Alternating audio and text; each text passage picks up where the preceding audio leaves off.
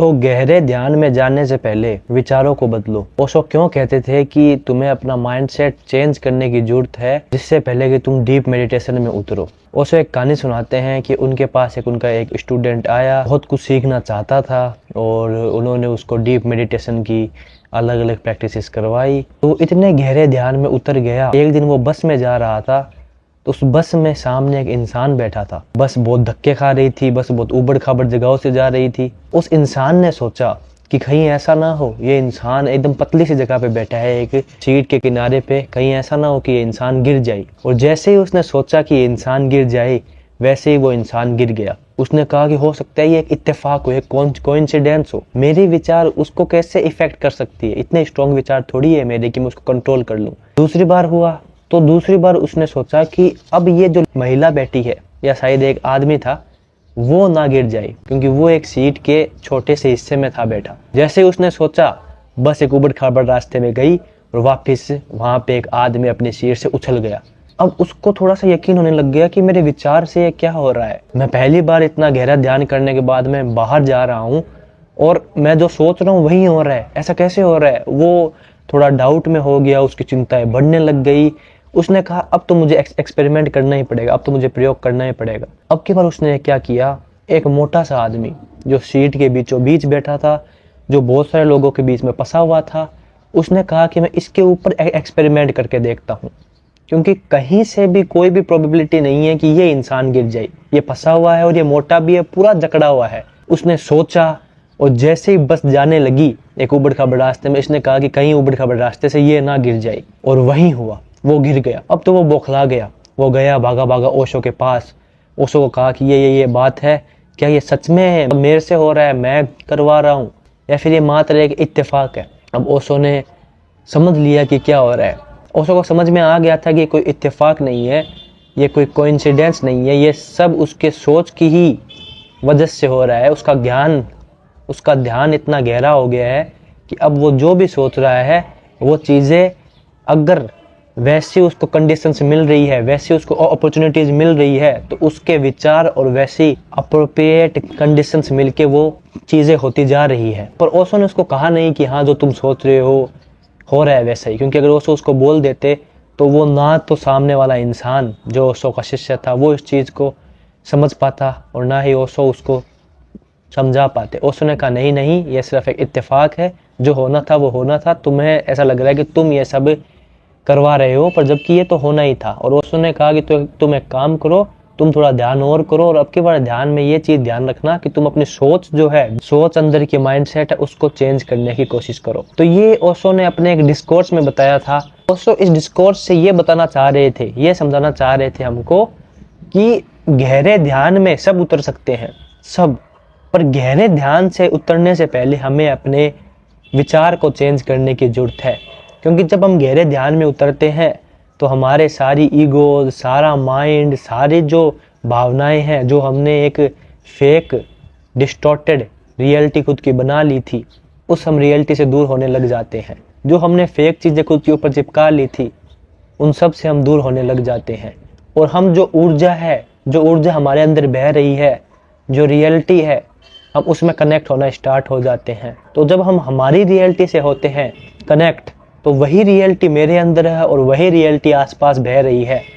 तो एक ध्यान की ऐसी स्टेट भी आ जाती है कि जब तुम्हारे सोचने से ही या फिर तुम्हारे कुछ होने से ही आसपास की जो रियलिटी है वहाँ पे चीज़ों में अंतर आना स्टार्ट हो जाए, वहाँ पे चीज़ों में इफेक्ट पड़ना स्टार्ट हो जाए। जैसे उसने सोचा कि उबड़ खाबड़ रास्ता है, कहीं ये सामने वाले आदमी गिर ना जाए, और ये 3 बार हुआ भी। तो ओशो कहते हैं कि इसीलिए गहरे ध्यान में उतरने से पहले तुम्हें तुम्हारा माइंडसेट चेंज करने की जरूरत है। क्योंकि देखो, हमें नहीं पता है कि जो ये ओशो ने बात है बोली वो कितनी ठीक है, कितनी है नहीं ठीक। ओशो ने है बताई, हम मान सकते हैं कि ये बात एकदम ठीक ही होगी, बट हमारा अभी तक ऐसा कुछ हुआ नहीं है एक्सपीरियंस, और हमारा जब तक ऐसा एक्सपीरियंस नहीं होता है तो हम कुछ है नहीं बोल सकते। बट हमें इस बात से एक ही चीज़ लेनी होगी, वो होगी ओशो का इस चीज़ पे जोर देना कि गहरे ध्यान में जाते जाते उससे पहले एक चीज़ ध्यान रखना कि अपना माइंडसेट चेंज कर लेना। क्योंकि तुम गहरे ध्यान में चले गए फिर भी तुम्हारे पास नेगेटिव विचार है, तो पहले क्या होता था कि वो नेगेटिव विचार तुम्हें ही परेशान कर रहे होते थे, तुम्हारे अंदर ही चल रहे होते थे, तुम उनको देख रहे होते थे, उनसे पार जा रहे होते थे। पर उसके बाद में क्या होना स्टार्ट हो जाएगा, अब वो नेगेटिव विचार दूसरों को भी परेशान करना स्टार्ट कर देंगे। क्यों? क्योंकि तुम्हारे ध्यान इतना गहरा हो गया है। बाकी लोगों ने तो एक मास्क पहन रखा होगा अपने ईगो का, अपनी मेंटलिटी का, अपने इमोशंस का, और तुम्हारा मास्क धीरे धीरे उतरना स्टार्ट हो जाएगा। और जब तुम रियलिटी से जुड़ना स्टार्ट हो जाओगे तो आसपास की रियलिटी और तुम एक ही हो जाओगे। तब जो तुम सोचोगे वैसी वैसी चीज़ें स्टार्ट होनी हो सकती है। तो इसीलिए गहरे ध्यान में जाने से पहले अपना माइंडसेट चेंज कर लेना, क्योंकि अगर तुम्हारा माइंडसेट ही चेंज नहीं हुआ है तो गहरे ध्यान में जाने से कुछ भी फ़ायदा नहीं होगा। ये एक वैसी सी ही बात हो जाएगी कि तुम एक तालाब के नीचे तो बहुत आ गए हो, बट फिर भी तुम उस तालाब में आसपास कुछ देख नहीं पा रहे हो, क्योंकि वहाँ पे एक कोहरा सा, एक धुंध सी है जमी हुई। क्योंकि तुम्हें सबसे पहले वो जो धुंध है या फिर आसपास इतनी गंदगी है उसको हटाना, साफ करना होगा, तभी तुम देख पाओगे कि उस पानी में अब तुम्हें क्या करना है। उस पानी में तुम्हें तैरना है या उस पानी में तुम्हें बहुत साल पहले का एक खजाना पड़ा है जो तुम लेके जा सकते हो अपने साथ, या फिर उस पानी में बैठ के तुम उस पानी को महसूस कर पा रहे हो, तुम्हें क्या करना है। पर जब तक वो नेगेटिव इमोशंस, जब तक तुम्हारे विचार नहीं बदलेंगे, तब तक तुम्हें गहरे ध्यान में जाने का फ़ायदा ठीक से नहीं उठा पाओगे। हमें ऐसा लगता है कि गहरे ध्यान में जाने का मतलब यही होता है कि हमारे विचार ऑटोमेटिकली चेंज हो जाएंगे। हाँ, एक स्टेज ऐसी भी आती है, लास्ट स्टेज, जहाँ पे तुम्हारे विचार ऑटोमेटिकली गिरने स्टार्ट हो जाते हैं। बट पहले जो गहरे ध्यान की अवस्था है, जहाँ तक हम नहीं पहुँचे हैं, अगर हम पहुँचे होते तो शायद तक हमें भी ऐसे कुछ एक्सपीरियंस हो रहे होते, या फिर हम पहुंच गए हो बट हमने ध्यान नहीं दिया हो, कुछ भी हो सकता है। बट पहले जो गहरे ध्यान की होती है अवस्था, उसमें दोनों ही होती हैं चीज़ें साथ साथ, उसमें दोनों ही चीज़ें साथ साथ हो रही होती है कि तुम्हें गहरे ध्यान का, तुम्हें डीप मेडिटेशन का भी अनुभव हो रहा है, और उसके साथ साथ तुम्हें एक्सपीरियंस हो रहा है किस चीज़ का, कि मेरे विचार अभी भी है। ये एक ऐसी स्टेज होती है जहाँ पे तुम ड्युअलिटी फेस कर रहे होते हो। क्योंकि ध्यान से पहले तो, गहरे ध्यान से पहले तो जब तुम ध्यान करने बैठते हो तब तुम्हें कुछ फील ही नहीं होता है। तुम्हें ऐसा फील होता है कि मेरे वही विचार है, मैं मेरा टाइम वेस्ट कर रहा हूँ, ये क्या कर रहा हूँ, मैं क्यों बैठा हूँ, मैं तो, मेरा नाम मोइन है, मुझे कल ये करना है, मुझे कल ये करना है, मुझे कल वो करना है। तुम्हारा ध्यान उन्हीं चीज़ों पे होता है गहरे ध्यान से पहले जो तुमने खुद से जोड़ रखी होती है।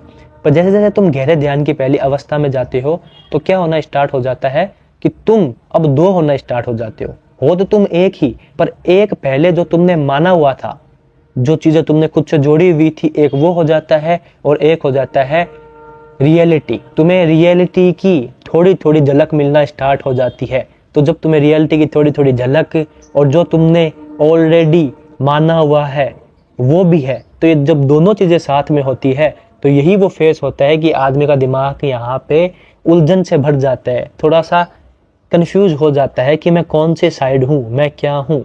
क्योंकि एक तरफ तो तुम्हें रियलिटी आवाज़ दे रही होती है, अंदर तुम्हारी ऊर्जा तुम्हें आवाज़ दे रही होती है कि आओ आओ मेरे पास, और दूसरी तरफ क्या हो रहा होता है, तुमने जो खुद को मान रखा है, जो तुम्हारे बचपन से कंडीशनिंग हो रखी है, तुम्हें ऐसे रहना है, तुम्हें वैसे रहना है, कुछ कंडीशनिंग तुमने खुद की है, खुद जोड़ ली अपने आप से कि मेरे ये काम है, मेरे वो काम है। जैसे कि जिद्दू कृष्णमूर्ति कहते हैं कि हम सब थॉट्स हैं सिर्फ, जब तक हम गहरे ध्यान में नहीं उतरे हैं।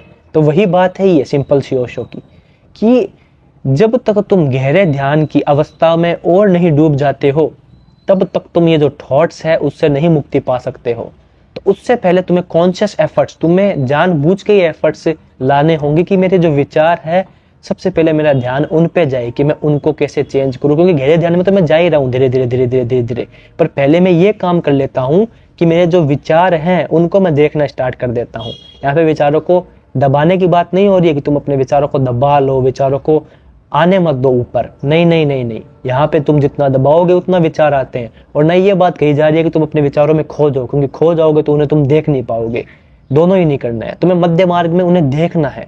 जब गहरे ध्यान में जा रहे हो तो तुम जा ही रहे हो, पर तुम्हें अपने विचारों को भी समझना है, उन्हें देखना है, ताकि जब तुम डीप मेडिटेशन में जाओ, जब तुम गहरे ध्यान में जाओ, तो ऐसा ना हो जाए कि वो गहरे ध्यान की ताकत तो हो तुम्हारे पास, उसकी पहली पहली झलक तो हो तुम्हारे पास, तुम्हें थोड़ा थोड़ा सा अच्छा भी फील हो रहा हो, पर तुम्हारे विचार अभी भी तुम्हारे थोड़े से तुम्हें नहीं आ रहे हैं समझ में, तुम्हारे काबू में नहीं है, और उनकी वजह से तुम खुद भी अपने दिमाग में जो डुअलिटी फेस, जैसे कि मैंने बताया पहले, डुअलिटी फेस कर रहे हो कि मैं क्या हूँ क्या नहीं हूँ, और सामने वाले इंसान है उन पे भी इफेक्ट होता जा रहा है। एक तो जैसे ओशो ने वो बात बोली वैसे कि भाई सामने वाले के ऊपर डायरेक्टली हो रहा है इफेक्ट, कि उसने सोचा और वो गिर रहा है सीट से। वैसे भी हो सकता है, क्या पता, आई डोंट नो, हमें तो अभी तक हुआ नहीं एक्सपीरियंस से, क्या पता ऐसा हो या ना हो, पर हमें किसी बात से ऐसे नहीं ओशो ने कह दिया, कृष्ण ने कह दिया, महावीर ने, बुद्ध ने कह दिया तो वो तो होगी होगी, नहीं।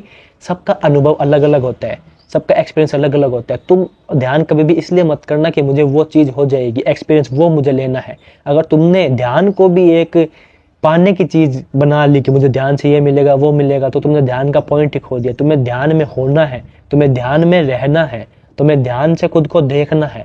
बाकी जो चीज़ें होती है वो उसका साइड इफेक्ट होता है, कि ये चीज़ें ध्यान से है नहीं, बल्कि तुम ध्यान में हो इसलिए ये चीज़ें अपने आप हो रही है। तो उन चीज़ों पे ध्यान ना देते हुए तुम्हें ध्यान में होना है, बाकी जो बाय प्रोडक्ट होगा वो अपने आप हो जाएगा, उसमें ध्यान मत दो।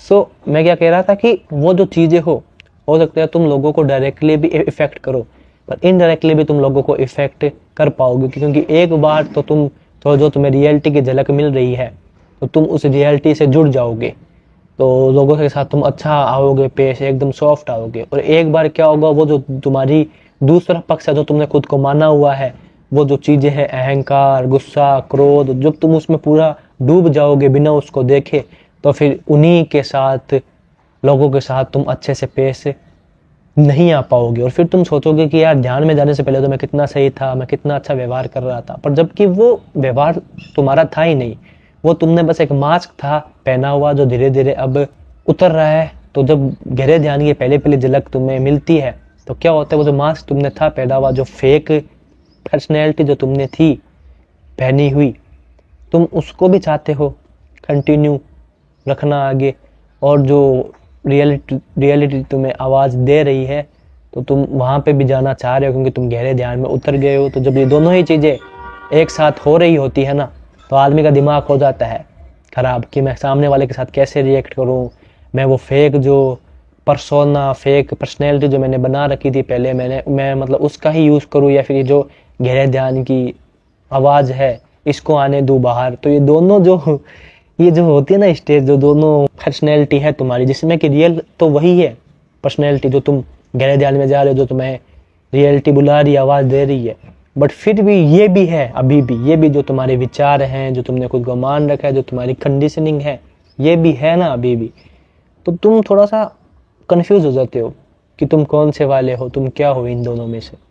सो इसीलिए ओशो ने कहा है कि एक अवस्था आ जाएगी अपने आप कि तुम जब गहरे ध्यान में भी गहरे ध्यान में भी गहरे ध्यान में भी गहरे ध्यान में जाओगे, मतलब इतना गहरा हो जाएगा जब तुम्हारा ध्यान कि तुम रहोगे ही नहीं। जो मैं का भाव है, जो अहम का भाव है, इसके ऊपर भी एक वीडियो लाऊंगा मैं, वो जब रहेगा ही नहीं तो अपने आप ये विचार, ये कंडीशनिंग अपने आप ही धीरे धीरे आ जाएगी, ये दूर हो जाएगी, और जो तुम असली में तुम हो वहां तक तुम पहुंच जाओगे। बट जब तक ऐसा नहीं होता है, और जब तुम्हें गहरे ध्यान की पहली ही वो झलक, वो छवि मिलनी स्टार्ट हो गई है, तो जो पहली वो झलक है मिली, तो वहीं पे हो जाओ सावधान कि गहरा ध्यान अब स्टार्ट होना हो गया है।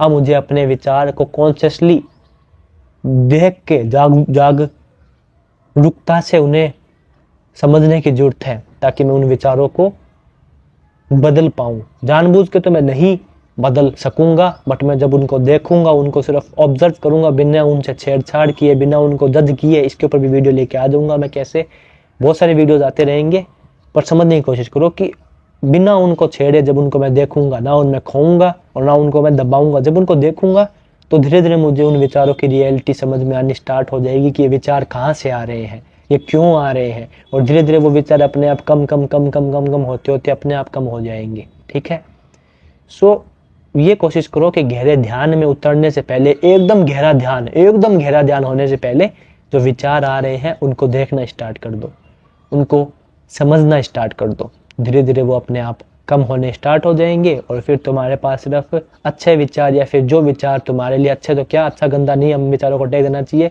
जो विचार तुम्हारे जरूरी है वही विचार आएंगे फिर तुम्हारे पास। सो समझ गए होगे इस वीडियो का मकसद।